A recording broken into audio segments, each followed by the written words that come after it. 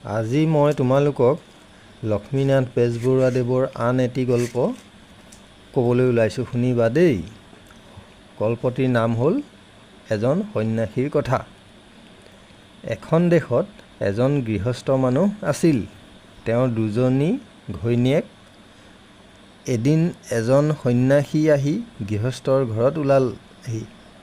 গৃহস্থই সন্ন্যাসীক আচল সাধু পুৰুষ ভাবি সেৱা শুশ্ৰূষা কৰি যত্ন কৰি ৰাখিলে। সন্ন্যাসীয়েও তেওঁৰ ধৰ্মভাৱ আৰু সাধু আচৰণেৰে গৃহস্থ আৰু দুইজনা ঘৰৰ ঘৈণীৰ মনত সোমাই পৰিল। দুইজনা ঘৈণীয়েই সন্ন্যাসীৰ খোৱা বোৱাৰ সকলোবোৰ কাৰ্য নিতৌ নিজ হাতে এসাসুধীয়াকৈ কৰিবলৈ ধৰিলে। সন্ন্যাসীয়েও সেই ঘৰত ইমান আদৰ যত্ন পায় তাতে কিছুদিন থাকিবলৈ মন কৰিলে।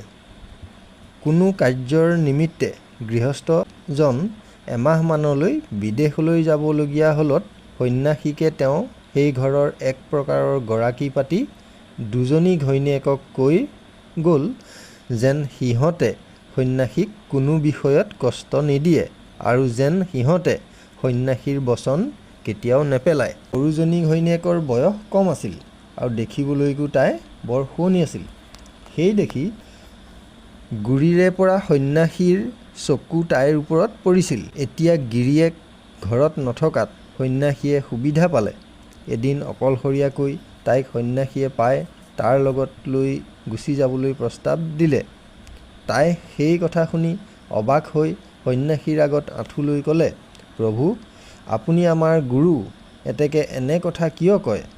আপুনি ধৰ্মিষ্ঠ সাধু পুৰুষ, আপোনাৰ মুখত এনেকুৱা কথা শোভা নাপায়। এই কথা শুনি সন্ন্যাসীয়ে আন এটা ধৰা পৰিবৰ ভয়ত থিতাতে সুৰ সলাই পেলাই ক'লে, মই তোমাক পৰীক্ষাহে কৰিছিলোঁ, তুমি কেতিয়াও তেনে নাভাবিবা।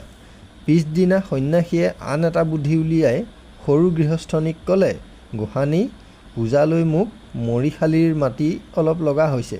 সেই মাটি ভকতীয়া তিৰোতাই মাজনিশা কানি কাপোৰ থৈ মৰিশালিলৈ গৈ আনিব লাগে। আনে আনিলে নচলে, এতেকে এই কাম তুমি নকৰিলে আৰু আনে কৰোঁতা নাই।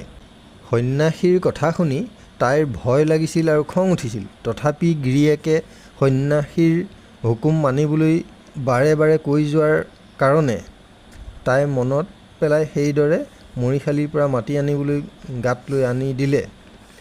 দিনেও এইদৰে সন্ন্যাসীৰ কথামতে তাই মৰিশালিৰ মাটি আনি দি আছিল। এনেতে গিৰিয়েক উভতি আহিল। গধূলি গিৰিয়েকৰ সৈতে সন্ন্যাসীয়ে কথা বতৰা পাতোঁতে সন্ন্যাসীয়ে গিৰিয়েকক ক'লে যে তেওঁৰ সৰুজনী ঘৈণীয়েক পেটেনী। সদায় তাই ৰাতি দুপৰত মৰিশালিলৈ গৈ কাপোৰ কানি সোলোকাই থৈ নাচি বাগি তাত মাটি খানি আনে। সন্ন্যাসীৰ কথা শুনি গিৰিয়েকে অতি আচৰিত মানি সুধিলে, আপুনি এই কথা সঁচাকৈয়ে কৈছেনে? সন্ন্যাসীয়ে উত্তৰ দিলে, বাৰু এতিয়া আপুনি মনে মনে থাকক। আজি ৰাতি দুপৰত মই আপোনাক দেখুৱাই দিম, আপুনি নিজ চকুৰেই দেখিব। ৰাতি দুপৰৰ আগেয়ে সন্ন্যাসীয়ে গৃহস্থক লগত লৈ মৰিশালিৰ এচুকত মনে মনে লুকাই আছিল। এনেতে সৰু ঘৈণীয়েকে আগৰ দৰে তাৰ পৰা মাটি খানি লৈ আহিলগৈ আৰু সেই কাম গিৰিয়েকে নিজ চকুৰেই দেখিলে। গিৰিয়েকে সন্ন্যাসীক ক'লে, মইতো এই আচৰিত কাণ্ড দেখিলোঁ। সন্ন্যাসীয়ে উত্তৰত ক'লে, এইক কাটি মাৰি পেলোৱাতকৈ এখন নাৱত তুলি এইৰ হাত ভৰি বান্ধি উটাই দিয়া হওক, তাতে তাই লেকাত ভুঞ্জি মৰক। তুমি কাটিলে ৰজাৰ ঘৰৰ পৰা জগৰ লাগিব আৰু সকলোৱে তোমাক দূষিব। সন্ন্যাসীৰ কথা শুনি গিৰিয়েকে তাকে কৰিবলৈ থিৰ কৰি বৰ ঘৈণীয়েকক সেই কথা ক'লে। সতিনী কথা বৰ ঘৈণীয়েকে এতিয়াই এই অমংগলটোক ঘৰৰ পৰা দূৰ কৰক আৰু মুখলৈ চাব নালাগে বুলি গিৰিয়েকক উচতাই দিলে। গিৰিয়েকে সন্ন্যাসীৰ কথামতে সৰুজনী ঘৈণীয়েকক নাও এখনত তুলি তাইৰ হাত ভৰি বান্ধি চৈৰে ঢাকি উটুৱাই দিলে। তাই কিমান যে কান্দিছিল, কত কাকুতি কৰিছিল, মিনতি কৰিলে, কিন্তু সেইবোৰলৈ সি কাণ নকৰি, তই পিশাচিনী, তোৰ স্বভাৱ মই আজি নিজ চকুৰে দেখিলোঁ, তোক আৰু মই বুজিবলৈ বাকী নাই, এই বুলি ক'লে।